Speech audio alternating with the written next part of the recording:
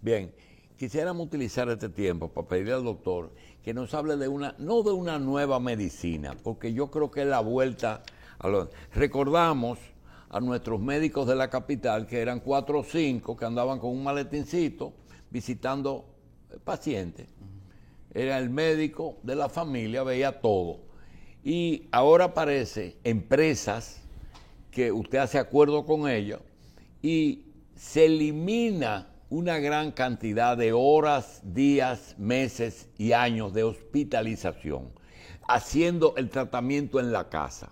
Pero hay también otro tema que queremos que incluya, y es si realmente ellos llevan inclusive el electrocardiógrafo, llevan hasta en una unidad móvil con un rayo X para una persona. Pero hay otra cosa, doctor. Hay algo que se llama el daño que produce el médico sin querer o queriendo, la iatrogenia, por o desconocimiento de nuevos avances o porque se equivocan. No, o porque el paciente reacciona mal a ese medicamento correcto. Bien, porque doctor, eso es vamos primero con los medicamentos. Realmente, eso que usted una vez dijo aquí, de que cuando hay una epidemia, cuando hay un cambio por ejemplo, en Estados Unidos se dio el caso de que cuando llegó la chikungunya, muchos médicos del centro de Estados Unidos, no de Nueva York y Miami, porque ahí de una vez se enteran, desconocen las enfermedades. La actualización del médico y la actuación con el medicamento correcto. Mira, eso depende del médico mismo. Ya los centros de información los tienes tú en el bolsillo del saco.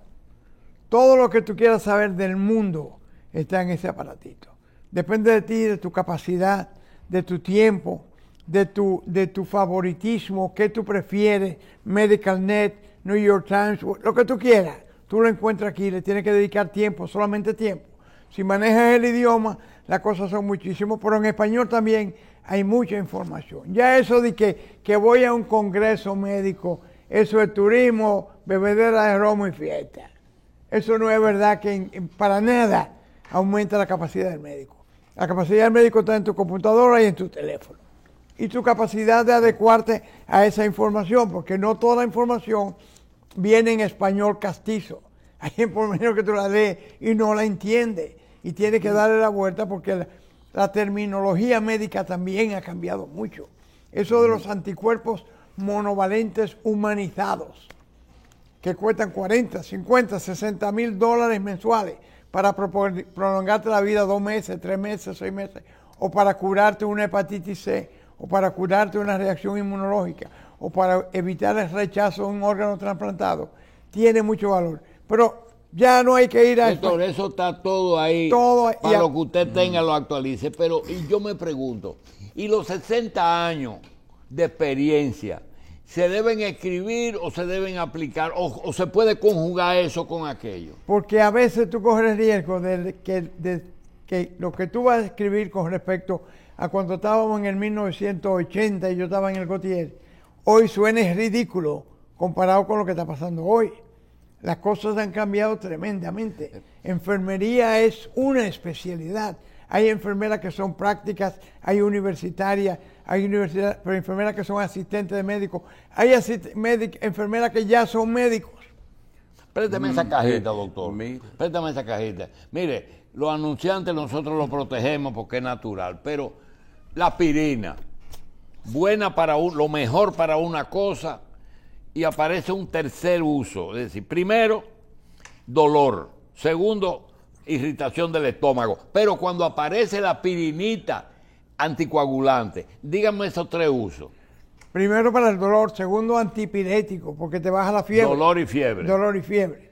Y ahora es un antiagregante plaquetario, no es un anticoagulante. No modifica los factores de la cascada de coagulación, pero evita, carga las plaquetas con una carga eléctrica que las hace rechazarse una con otra. No se pegan, no se agregan, no forman un coágulo. Si la aspirina la descubrieran hoy, saldría a $100 diarios. ¿Y por qué el 81 miligramos? Bueno, porque no... Eso es más o menos de la otra. La otra es 325. Ah. Esta es la cuarta parte de la aquello. aspirina tradicional. Ah, ya. Pero que no se necesita más de ahí para lograr al cabo de 7 u 8 días una carga negativa en cada una de las plaquetas que se rechazan y no se pegan. ¿Qué significa medicina rebote, doctor? Es decir, no te lo quites de golpe. ¿Qué es eso? Bueno, hay medicamentos que su acción consiste en suprimir determinado mecanismo de defensa del cuerpo. Algunos antibióticos. Entonces, si tú lo tomas 3 días y se te quitó la fiebre, entonces cuando lo paras al 5.º día es posible que esas mismas bacterias se hayan reactivado, estén multiplicándose activamente, estén movilizando el sistema inmunológico y aparezcan los síntomas. O sea, todo está en relación a la dosis, el tiempo que lo tomas y sobre todo la condición de la persona. Cuando los médicos hablamos de enfermedad, a veces se nos olvida que son seres humanos, hombres, mujeres, niños, viejos, y que todo depende de cómo está mi sistema. Un medicamento puede ser excelente Para una cosa. pero si llega cuando ya yo estoy lleno de cáncer, No hay nada. No hay nada. A propósito de eso, doctor, las drogas que son maravillas, es decir, medicinas que son maravillosas. Yo recuerdo que tú le ponías una buscapina en la vena a un cólico renal y tú eras Dios, pero Dios en la tierra. Ahora mismo voy donde Contreras y le digo, doctor, la única cosa que me quita el dolor de rodilla es eso. Ajá. Me dice, no me lo uses sin el antiácido. ¿Qué me está diciendo? que ese medicamento inhibe una sustancia que se llaman prostaglandinas, producidas en el cuerpo. Las prostaglandinas patrullan el cuerpo entero, lubrican el estómago, le forman la capa, la mucosa que cubre el estómago, pero también son las que producen las inflamaciones en las rodillas. Cuando tú tomas Dicoplex o cualquier diclofenaco, bloquea la prostaglandina de las rodillas, se te quita el dolor, pero también bloquea la prostaglandina del estómago y te te da desprotege. gastritis. Y bloquea la prostaglandina que van a los riñones y te sube la presión. Entonces, todos esos medicamentos vienen con una Biblia adentro que te dice cuándo se usa, cómo se usa, por qué se toma con los medicamentos, por qué antes, por qué ¿Y después. por qué un antiácido? Claro. Ya. Que no es un antiácido, es un bloqueador. Un bloqueador. Sí. Doctor, usted hablaba al principio de lo que es la tecnología y la actualización, y yo quería saber si en medicina, al igual que en otras profesiones, puede existir el problema o la dificultad de la falta de homogeneidad en los términos para referirse a una... En medicina pasa eso, Sí, sí. de que a veces por llamarle algo de una forma en un sitio y de otra en otro, se puede haber una laguna de conocimiento. Pero chatear, ¿de dónde carajo salió eso? Teteo. Sí, y texteo. demás términos que tú usas usando este aparato, que hace 10 Sí. años no existían. No, y mire, Era- y también hay otra cosa. Yo veo que antes, yo no oigo hablar a un médico de microbios, ya se subdividen, ya estas son bacterias, Bacterias, estreptococcus, parásitos, está bien. hongos, virus. Que Ok, entonces eso es también se ha refinado el lenguaje. se refina, o sea, no dejan de ser microbios, pero como que se han subdividido mejor los grupos, ¿verdad que sí? Mira, cuando no se sabía lo que estaba pasando era un microbio. Después, cuando tú no sabes lo que está pasando y no es una bacteria, entonces es un virus. Y el virus se convirtió en el zafacón. Todo era un virus. ¿Pero Sí. qué virus? Yo no sé, pero es un virus. Ajá. Y poco a poco los virus se fueron identificando. 500 virus para la gripe, un virus para la influenza, uno para el dengue, uno para malaria. Doctor, le juro que no es Carlos que me lo preguntó, sino por el aparatico. Que como usted estuvo en el Seguro Social uno lo relaciona mucho con medicina laboral, porque el seguro pensionaba y además pagaba los accidentes de trabajo. que De después, ese seguro. Bien, la pregunta es la siguiente. La medicina laboral, ¿está bien delimitada? Los riesgos laborales. Mira, eso Riesgo. todavía sigue siendo un monopolio de lo que era el IDCS y ahora se llama Indopril, Instituto Dominicano de Prevención. Las y la ARL Protección. eran. Indopril. Bueno, Administradora de riesgo laboral. yo creo, y eso hay que decírselo a la Comisión de Senadores que revisa la Ley de Seguridad Social, ya el riesgo laboral debe cesar como monopolio. No es posible que una sola compañía sea responsable. Igual que las ARS, Claro. deben ser ARL por que le den entrada a 2 o 3 grandes Y compañías las que ARS no pueden atender las ARL. atienden el evento. Tú te caes en el trabajo y te traumatizas la rodilla y te llevan a la emergencia y te ven y te hacen la Y te paga ARS. Pero ahora viene la consecuencia del trauma. La pensión. Hay que darle una licencia médica. Y hay que seguirle pagando. Hay que seguirle pagando. Una parte la paga el empleador y otra parte la paga el IDC, la ARL. Pero después llega el momento en que perdiste un brazo. Hay que compensarlo económicamente porque una mano son 10,000, las 2 manos son 100,000. Y ya eso no es ni pensiones, jubilaciones, ni ARS. Eso es compensación. Eso es otra cosa. Compensación. Ah, y ya. después llega el momento en que el tipo ya no puede trabajar porque perdió los 2 brazos. Ya hay que pensionarlo.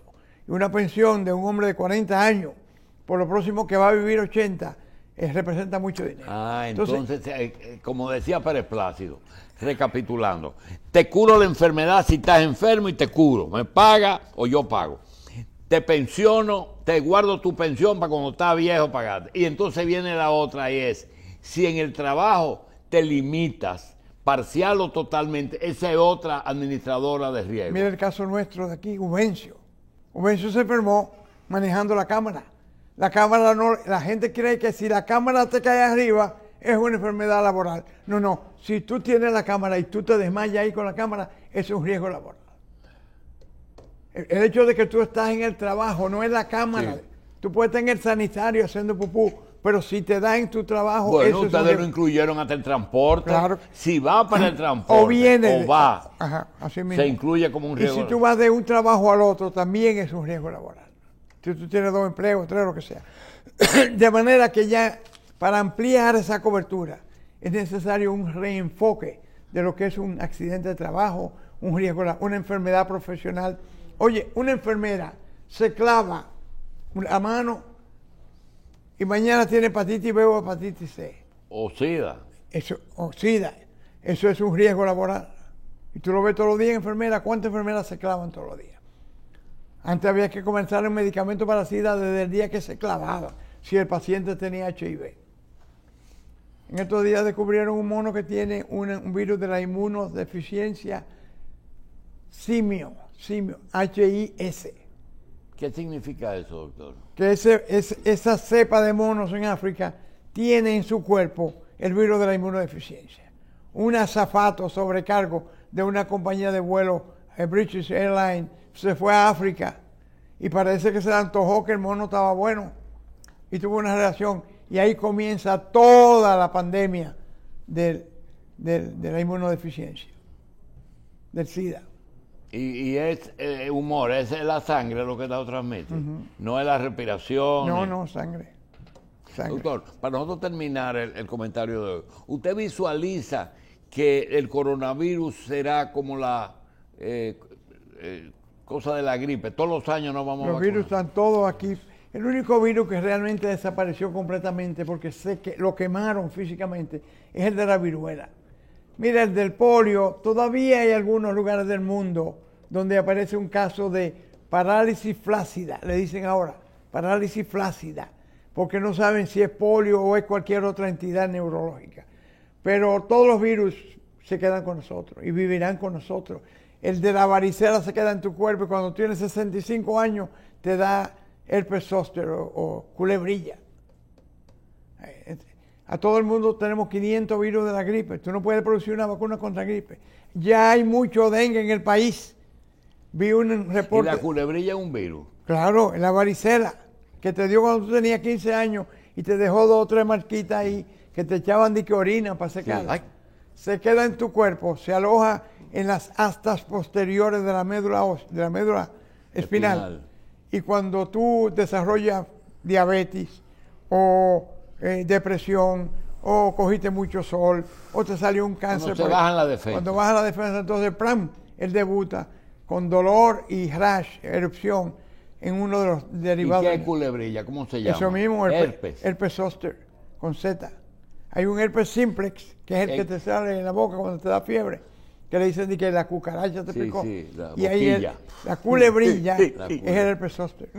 Y hay vacuna para eso. ¿Hay vacuna? Ya hay vacuna. Todo el que le dio, de 3 personas que le dio varicela cuando era niño, 1 vas a tener culebrilla. Y te aviso, la culebrilla es muy difícil de manejar. Ajá, Es muy dolorosa.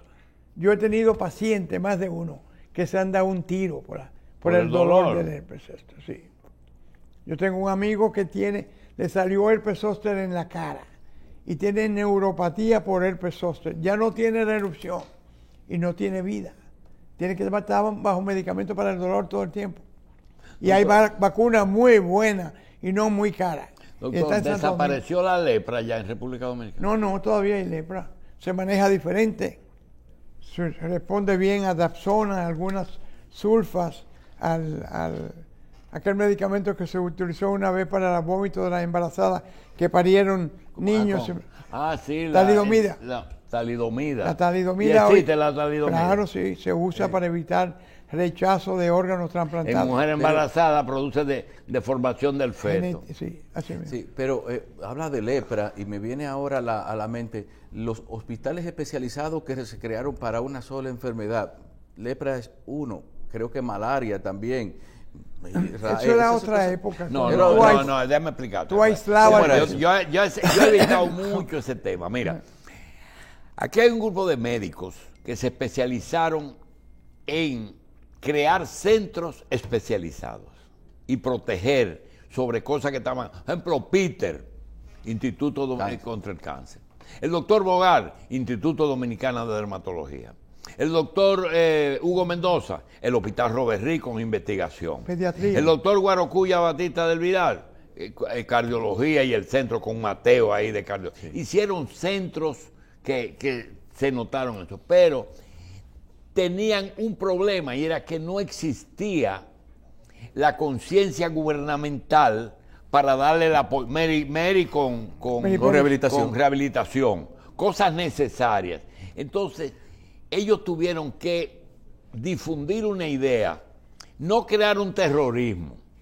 Por ejemplo, ¿de qué se agarró Bogar? De la lepra. En principio era Instituto Dominicano contra la lepra. Antes de Bogar, Herrera en San Pedro de Macorís. El doctor Herrera ya. Pero eso produjo un temor a la lepra que a veces llegó a difundirse tanto que decía, ¿cuál es lo principal ¿Cuál es lo principal? Dice, la facies. Sí. La facies leonina. La facies leonina, es decir, que parece un león. Es un problema de... Sí. En lepra hay dos reacciones, una inmunológica y otra no. Cuando tú entras a lo que se llama anergia, que no hay reacción inmunológica. ¿Qué es anergia? Anergia, sin reacción inmunológica. Entonces la cara se queda, solamente hay gangreno de la extremidad, de la oreja, de la nariz. Cuando tú tienes una reacción inmunológica violenta contra el Mycobacterium lepra, que es una bacteria, entonces se producen esas pelotas que son parte de la reacción alérgica que le da la facilidad. ¿Y el Mycobacterium lepra es el mismo de la Mycobacterium tuberculosis? Son primos hermanos.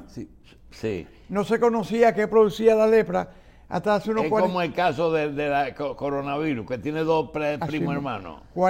Hace 40 años iba un misionero en África en un jeep y cruzó lo que se llama, le pasó por arriba lo que se llama un armadillo, no sé cómo. Un armadillo, sí. Armadillo, ese nombre en español. Y él se devolvió porque estaba herido y lo montó en el jeep y se lo llevó a la estación de médico donde iba.